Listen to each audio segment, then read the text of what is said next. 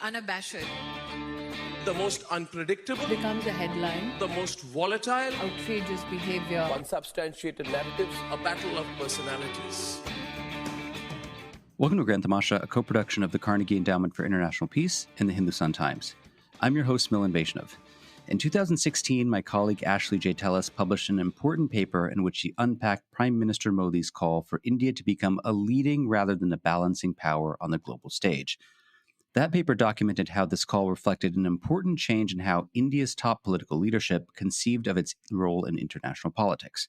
In the years since, Ashley and a group of collaborators have been working to flesh out what becoming a leading power would actually mean in practice.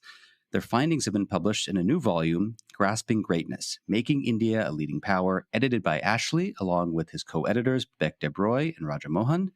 Ashley, of course, is my colleague at Carnegie, where he holds the Tata Chair for Strategic Affairs. And to discuss the book and some of its core arguments, I am pleased to welcome Ashley back to the show. Ashley, welcome back and congrats on the book. Well, thank you, Milan. It's great to be back with you here once again. So I want to take you back to what now seems like ancient history. 2014, Prime Minister Modi is newly ensconced in the Prime Minister's office. And even at that early date, he had foreshadowed his ambition that India should be a leading rather than a balancing power. And this has become something of a kind of leitmotif for his foreign policy more generally. You note at the outset of this book that as much attention as this has gotten, it's just not an entirely new construct. In fact, you say that Modi's ambition is in some sense a return to Nehruvian ambition. And I'm wondering if maybe we could start here by just asking you to contrast, the two ambitions of these very ambitious prime ministers to have India play a much more important role, but in slightly different ways, perhaps? I think it's actually striking to see the similarities between Nehru and Modi. And of course, there are differences, and I'll come to the differences in a second. But let me just start with the similarities, because for two individuals who are cut from such radically different cloths, it's quite amazing to see the convergence, at least on this central question of India, its ambitions, and its role in the international system. So let me start with the similarities. I think both leaders see India as a great country that is destined to play a great role internationally. Nehru was writing about this even before independence. And as you pointed out, very early in Modi's first term, he begins to talk about the ambition for India to become a leading power. Both leaders desire that India become a leading power. So it's very clear that they want India to become a great power. Both are also remarkably realistic. Both recognize that India is not a true great power yet. But they desire that India play that role on the global stage, despite its weaknesses. Now, precisely because there is a realism that pervades both visions, Nehru's and Modi's, I think both also are united by the fact that they see the imperative of India employing whatever strengths it has at the moment.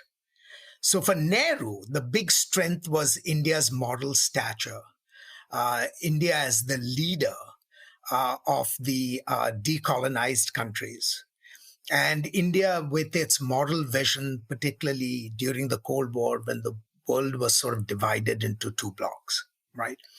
For Modi, I think it's diplomatic activism without an excess of moral coloration. In fact, a quite striking emphasis on raison d'etat that is quite, removed from the tradition of the Congress and the legacy that Nehru left behind. Now, this doesn't mean that Modi does not reference Indian ideals, but in his practice, it is very clearly driven by realist considerations of power. So the first difference I would say is, whereas for Nehru, acting on the world stage had an ineluctable moral quality, I think for Modi, acting on the world stage is defined fundamentally in terms of India's sort of raw interests.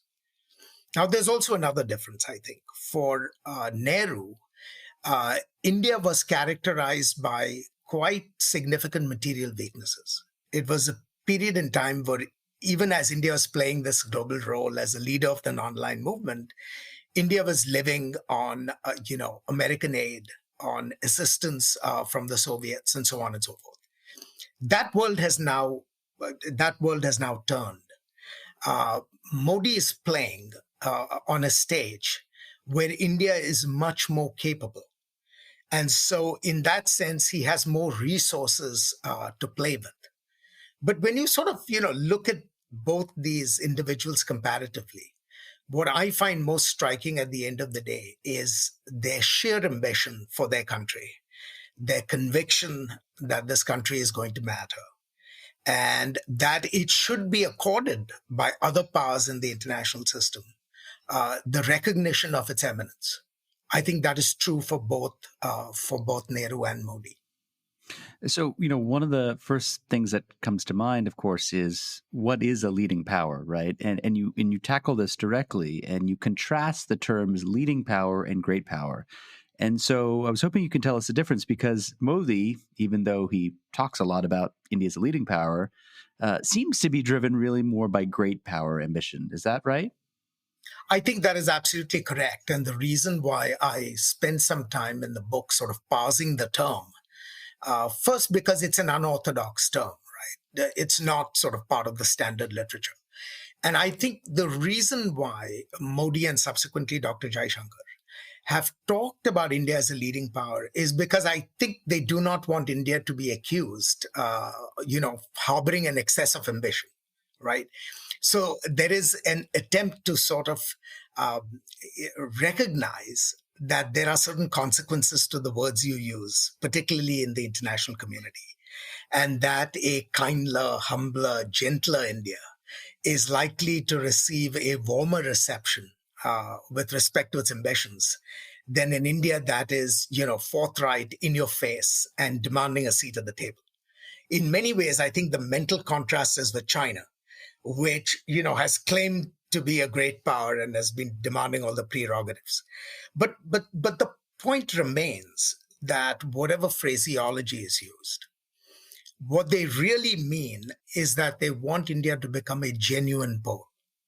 And you see this constantly in the references that Indian leaders use to the realities of multipolarity, or at least to the desire for multipolarity. What does multipolarity mean? Multipolarity essentially means a world populated by a small number of poles. They think of India as being a legitimate member of a multipolar system. So, in a sense, one of the governors of the international system, as it were. And they don't use the word great power, but essentially they want India to be a rule maker. They want India to be one of the defining elements of the international system and not beholden or operating at the sufferance of other states.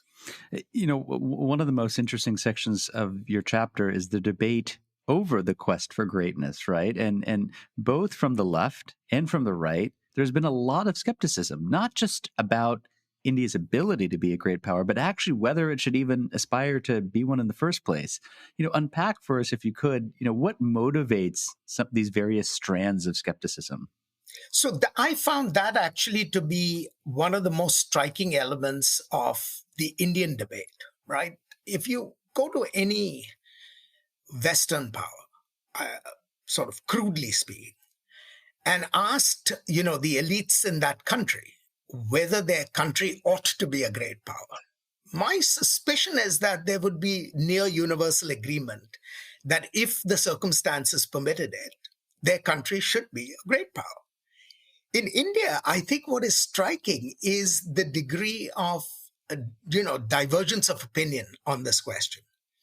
And I think it goes in part to the core reality that India is still uncomfortable with power.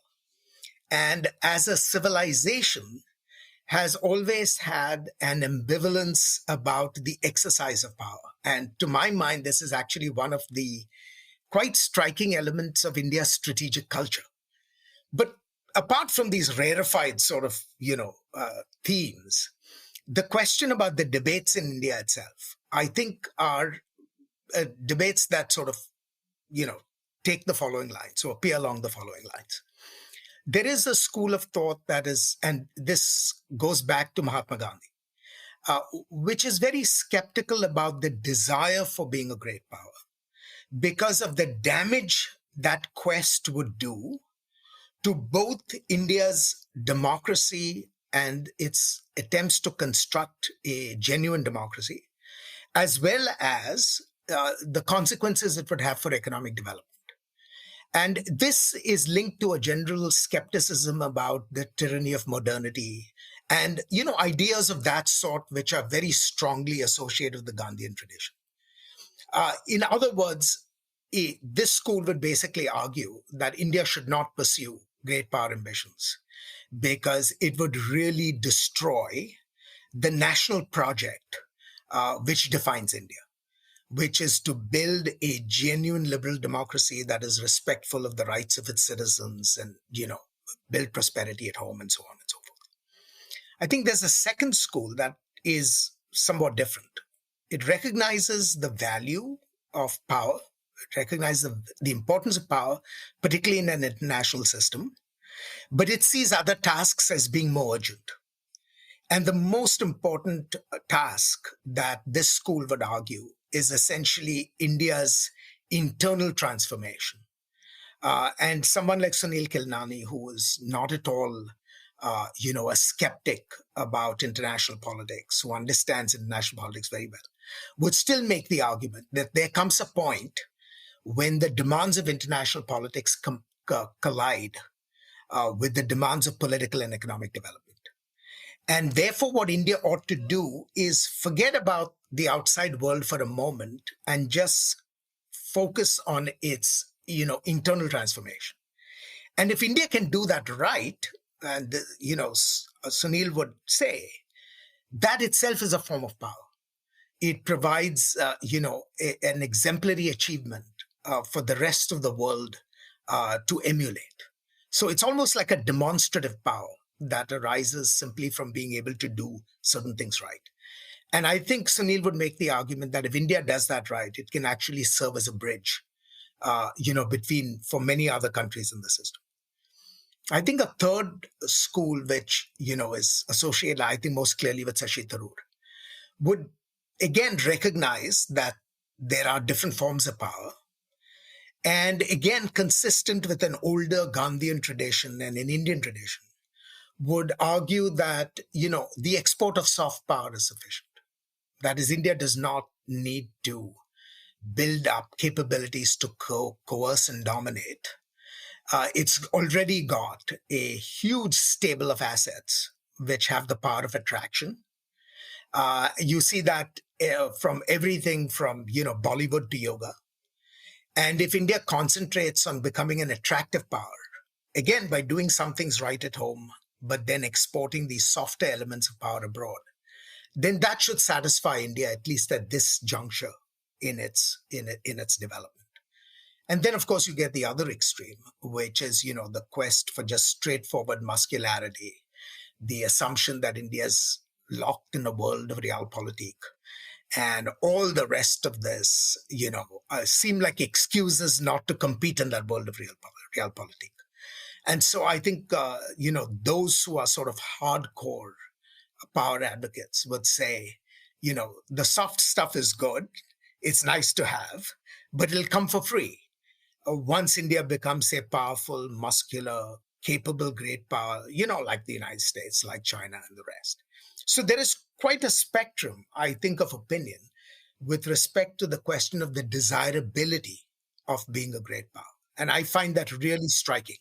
To achieve great power, Ashley, in the book, you argue that India fundamentally needs to do three things. It needs to sustain high rates of economic growth, it needs to build effective state capacity, and it needs to strengthen its liberal democracy. And I just want to ask you about the first of those pillars, economic growth. You mentioned that India has time and time again prioritized distributional strategies before achieving the growth levels capable of sustaining them are in place. Now, in some sense, I guess the question arises, is this simply the cost of being a democracy, right? So in political science, sometimes we talk about there being a democracy tax, because at the end of the day, either you cater to the median voter in society or you'll be wiped out, right? And so there is a give and take. If you've already established universal suffrage and a democratic framework, that you have to expend on welfare at the expense of pure growth maximization. Is that a fair argument? I think it's a fair argument, but it's not necessarily the complete argument. Democracy certainly pushes politicians to adopt distributional strategies, again, for their own survival and their own success, right? But I think there is also a debate between top-down and bottom-up economic strategies. The classical model of growth always was that you focus on raising GNP, raising GDP, and once societies reach a certain threshold, then you can afford to sort of build up a welfare state from the surplus that the society has accumulated through its productive endeavors. But I think particularly what Prime Minister Modi is trying to do is something quite different. I don't think he's opposed to the idea of India pursuing growth, but he does not want to pursue growth simply through a top-down strategy, where India grows and then redistribution in some systemic form takes place subsequently. What I think he's trying to do as a matter of economic strategy is to empower the base through a variety of distributionist palliatives, right? And this can be everything, as people have noted, from, free bank accounts to electricity to cooking gas and so on and so forth. And the theory of the case, I think, is if you give people at the bottom the means to achieve some standard of living, that is simply more than just subsistence, then you essentially enable them to join the marketplace as productive, economic agents far more quickly than the alternative of a top-down strategy alone. And so I think his economic strategy is, I'm going to directly attack the sources of poverty, through this new welfarism, as Arvind Subramaniam has called it.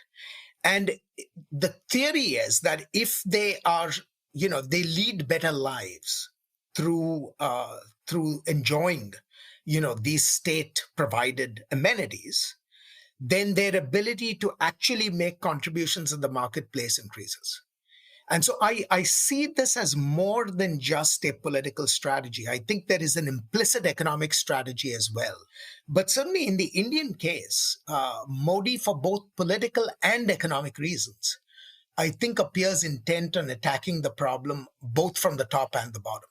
And whether it'll succeed, we still have to wait and see. But to the degree that a theory seems to be discernible, I think that's the theory.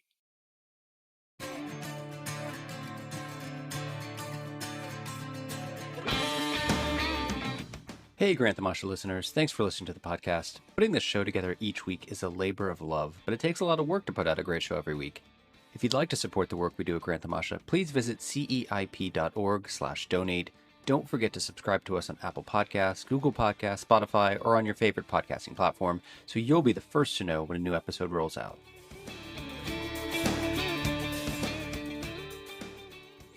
There's a sort of internal dimension of the economic strategy and then the external dimension. And you have long held in various things that you've written that India needs to embrace global trade. It needs to exploit its comparative advantage, and it needs to pursue further integration into global supply chains. But in reality, New Delhi has been persistently discomforted with trade openness, right? Which does not necessarily, in your view, bode very well for boosting growth. In recent months, Ashley, I and many others, I'm sure, have witnessed a shift, right? We have seen India conclude a free trade agreement with Australia. Its negotiators are at least back at the table talking with their interlocutors in the United Kingdom, the European Union. The Indians are actually blaming the United States for its inward-looking focus, which was sort of a reverse role reversal of the usual play. So, do you think that the political winds are changing in some real way on this? Well, I would say yes and no. And to understand what I think is happening, one needs to go back again to the economic strategies that were adopted in the 50s and the 60s. Unlike East Asia, East Asia grew on the back of export-led growth. The essence of the strategy was the East Asian economies were going to produce things fundamentally for markets abroad.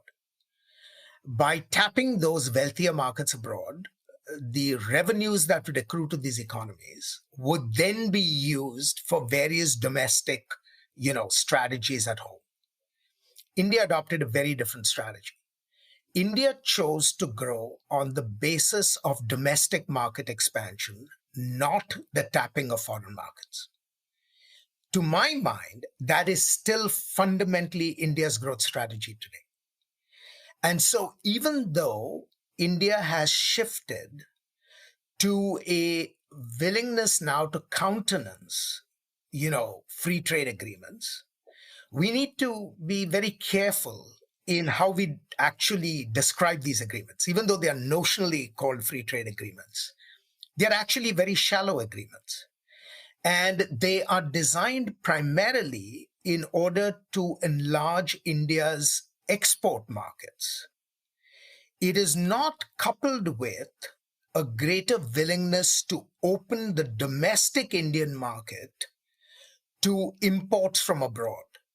So in many ways, they are trade agreements and they are freer trade agreements, but they are trade agreements that are focused on essentially creating a congenial, access for Indian exports.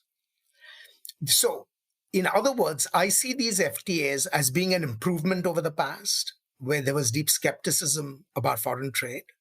But again, I see these as export-driven initiatives, which are still import shy.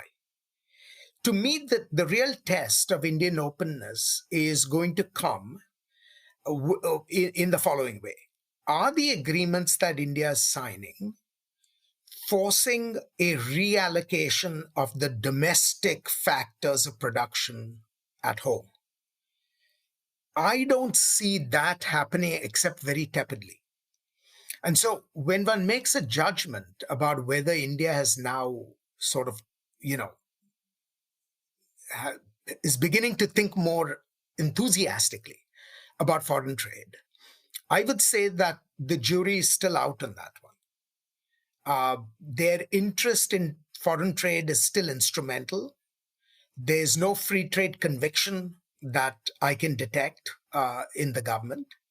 And it is really designed to keep one of the four motors of growth, which is exports, to find more congenial opportunities for Indian exports. And so if you look at all of India's trade agreements, the hardest part of the trade agreements are always in non-enforceable chapters.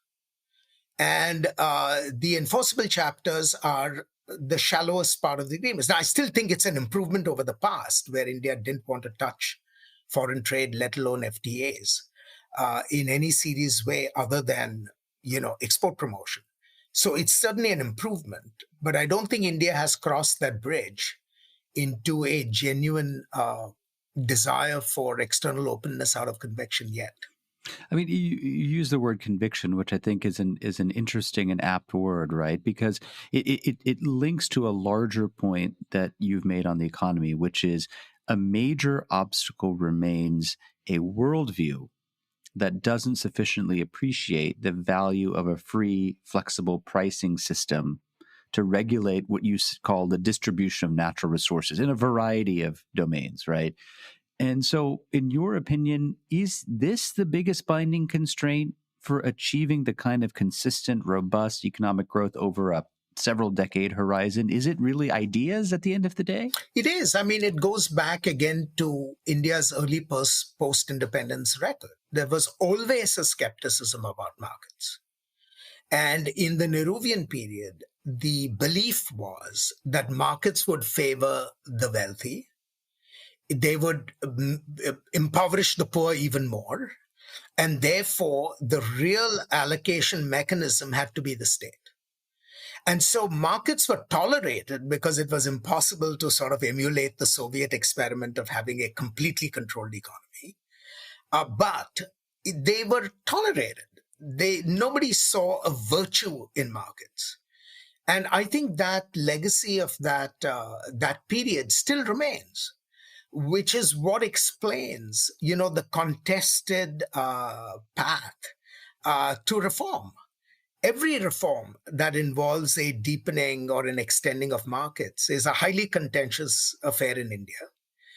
People don't like markets. People want someone to choose winners and someone to choose losers. It's either, the state that likes to do this for itself, or sometimes, monopolies or oligopolies in India.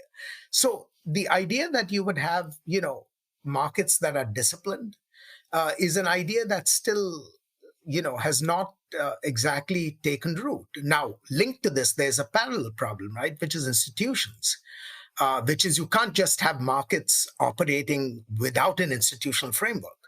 But you don't feel the compulsion to build regulatory institutions, to build disciplining institutions, if you don't trust the environment within which these institutions are supposed to operate to begin with. So then that becomes a double whammy, which now India slowly, it recognizes the problem and it's slowly trying to deal with it. But, the inherited burdens are so great that this will be a very slow and long drawn process, at the best of times. You talked about Arvind Subramaniam earlier and new welfareism. I mean, Arvind, as a good friend to both of us, is very good at coming up with these catchy buzz, catchphrases, including stigmatized capitalism, right, is another one, which is precisely what you've described, right? This idea that if you have free markets take place without the proper institutional governance framework, then that creates an even deeper skepticism than you might have had before about the ability of the market to actually be a net positive for the population at large. Absolutely, because what you get then are, magnified distortionary effects, right? And the people whom you have to convince that markets are actually good have even less reason to be convinced if all they see are the pathologies of the market, but none of its benefits. So I just want to quickly kind of ask you about the other two pillars. We talked a little bit about economic growth. I want to ask you a little bit about the quest to build a more effective state. One of the discussions that was very interesting in this chapter was this idea that you have had this very fractured elite throughout post-independence history, and that this has placed constraints on what you called national goal setting, right? Now, at the same time, we know, and again, coming back to what we just discussed, there are institutional infirmities that make executing on national goals very onerous. So I'm wondering, how do we think about the causal arrow? Is it the fractured elite not being able to set up proper institutions and institutional failures and leading to more fractures? How do you think about these two variables? I mean, I think that is an empirical question in some ways, because you can argue the causality cogently in either direction. Right. And so you have to, I think, look specifically at either particular sectors or particular industries, and then derive an empirically, grounded conclusion. I think what can be said in the abstract simply is that this is viciously reinforcing, right? Once you have weak institutions, then you do not have mechanisms for elites to sort of reconcile their competition in ways that are disciplined or productive. And that in turn, then of course, weakens the institutions further and so on and so forth. But I think that is the best one can say at this high level of sort of abstraction. But if one looks, more microscopically, say at particular industries or particular sectors of state behavior or economic behavior, then you might be able to get a more granular uh, sort of theory of, which direction the arrows actually move. But I think that really requires an empirical examination on a case by case basis. I want to ask you about military power because that's something that you spent a lot of time thinking about, writing about. It's the sort of third pillar, and you present this puzzle, which is that by any measure of raw power, you could look at territory, size, population, economic capability. India towers above most of its neighbors, right? At the same time, however, it's not been able to translate this kind of dominance in kind of quantitative terms into political hegemony, even in its own backyard, where it is literally a giant amongst its neighbors. I'm wondering if you could reflect a little bit on why you think it is that India has not been able to translate one into the other. So I think that there are two plausible reasons for this. One is that India's military capabilities are very impressive in the aggregate. But when one looks essentially at operational effectiveness, there are still very, sort of unsolved problems, persistent weaknesses. So even though India has gross military capabilities or advantages in gross military capabilities, being able to utilize those capabilities flexibly to secure certain objectives quickly, right? Because that's what military force does best. I mean, you use it when you want quick results, on the battlefield and so on and so forth. That is where the Indian military has not quite delivered. And at the end of the day, actually, these material capabilities, I think, are linked to ideational constraints. And the ideational constraint is that the Indian state has never thought of military forces in a way that early modern European states thought of military forces, which is these are usable instruments of state power. And the more you refine the instrument and the capabilities of that instrument, you can actually use it to attain certain political outcomes. In that sense, India still thinks of military forces primarily as instruments of defense. So they exist simply to prevent others from coercing the Indian state. Their primary utility is not for use to coerce others. Now, India, of course, will use military forces against other states when compelled to, but for a state that enjoys its gross military advantages, India has actually been very reticent with respect to the use of military power. It has used military power when required only in the last resort, and often only when it has been attacked. And so I just think that the Indian state does not prioritize military instruments because it does not think of military instruments as a normal instrument of statecraft. In the Indian sort of elite consciousness and political consciousness of political leadership, military instruments are normal instruments of statecraft. You use them only when you've run out of all other choices and, can't do much else. And so when you have that sort of an attitude, you don't invest in the military. And you certainly don't invest in a super efficient military, which is designed to procure, sort of operational objectives or whatever in quickly. You just don't do that. And even today, so you have a huge Indian military, which is characterized by enormous mass. But, I do a thought experiment, for example, every now and then, which is, can this Indian military, for example, defeat Pakistan, say, in 2 weeks or 3 weeks? Pakistan being the most capable state, right? And the answer to that is no. It will be very hard for the Indian military to pull off a, meaningful victory over Pakistan in a short time frame. Now, it might be able to do that against some of the smaller states. India's never tried that. But again, I think the frictions, in the face of success would still be considerable. I don't want to give short shrift to a very important topic, which you come to at the end of the chapter, which is liberal democracy. And here, of course, is where there is a lot of pushback in the Indian system on two components. First, on the desirability of the liberal part of liberal democracy.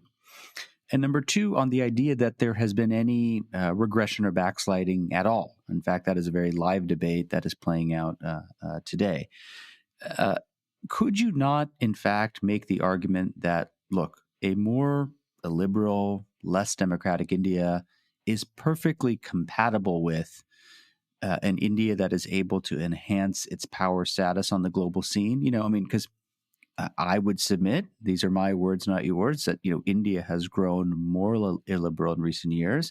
And certainly its, star on the global scene is not dimmed at all. So let me answer that in two ways. It is possible for an illiberal India to achieve its great power ambitions, in principle. Much is going to depend on two variables.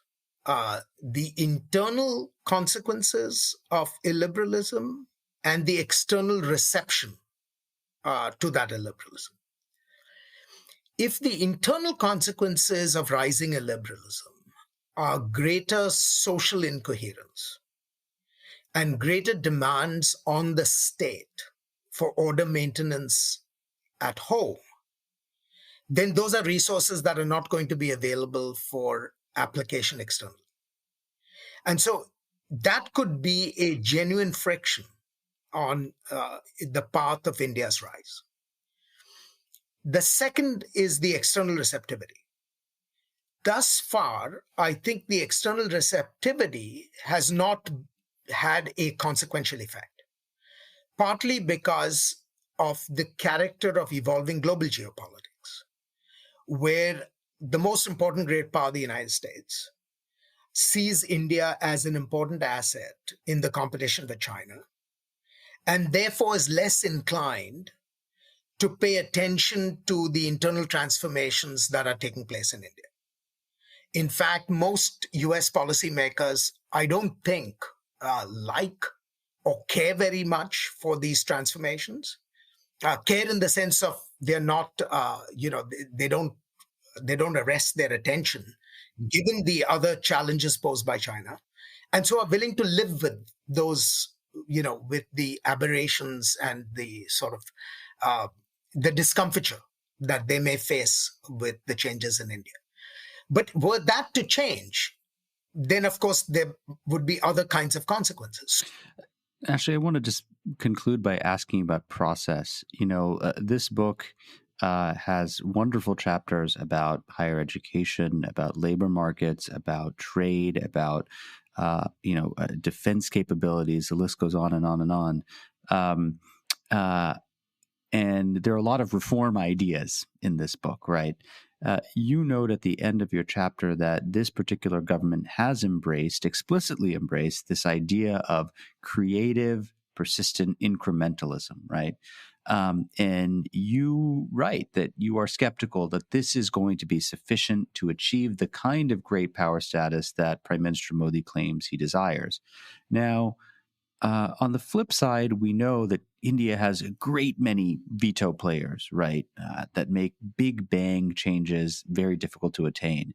And so, is it reasonable to conclude on the basis of this, actually, that, look, perhaps we need to just all take a breath, lower our ambition somewhat for India's rise, taking into account its democracy, its diversity, its intellectual heritage, material conditions, and so on and so forth? I mean, is that a fair sort of assessment to make at the end of the day? I think that is an assessment that people will make at the end of the day, because it factors in explicitly the variable of time, right? It's not that India will not grow, but the question is, will India grow fast enough on timelines that matter within the current horizons of international politics, right? And India that becomes a great power, 100 years from now, will be interesting, in the world historical sense, when history books are written. But it's not exactly a consolation for the United States today given the challenges that we face in Asia and so on and so forth. So if the end result of all of India's complexities is an incrementalism that does not produce rapid growth, then I guess, we will just have to learn to live with reality. And I think sooner or later, if that is the trend, and if that trend is, in fact, the sort of equilibrium, path, then I guess even the United States will adjust, its ambitions and its expectations of India. I think right now there is the hope that for all the incrementalism, the Prime Minister's ambitions will take him in the direction of making bold moves. And, in the last few years, we've seen a few bold moves, right? Unfortunately, all of them ended up being stillborn in the sense that they were not brought to completion. And I think that tells us two things. One, that he is certainly capable of doing bold things when pushed to it. Two, you can't take the fact that, bold things are initiated as proof that they will finally be completed. And both those realities, which sort of tug in opposite directions, are things that we have to, learn to live with. Well, I would add a third category of bold decisions that had a vast array of unintended consequences, like demonetization, for instance, Sure. right? Where you took a bold decision, but one would question perhaps it's the wisdom of that decision. Sure. My guest on the show this week is my colleague Ashley J. Tellis. He's the co-editor, along with Bibek Debroy and Mohan, of a new book, Grasping Greatness, Making India a Leading Power, published by Penguin India, available in bookstores, available online. It is a terrific read. And Ashley, I know that when you are pulling together a volume like this, you have only limited control over when the book actually arrives into people's hands. But what a time, given that India is president now of the G20 and will lead the SCO this year as well. And there's a lot of talk about whether India can take some of this space that China may be ceding due to China's own declining economy. So congrats on the timing, even if it was unintended. And thanks for sharing your thoughts with us.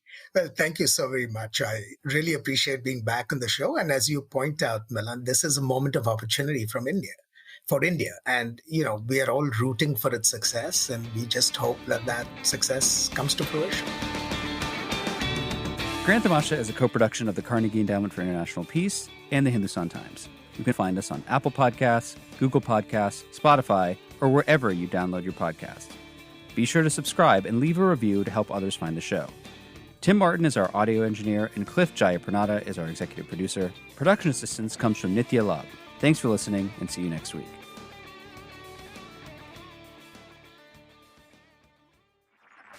This was a Hindustan Times production brought to you by HT Smartcast. HT Smartcast.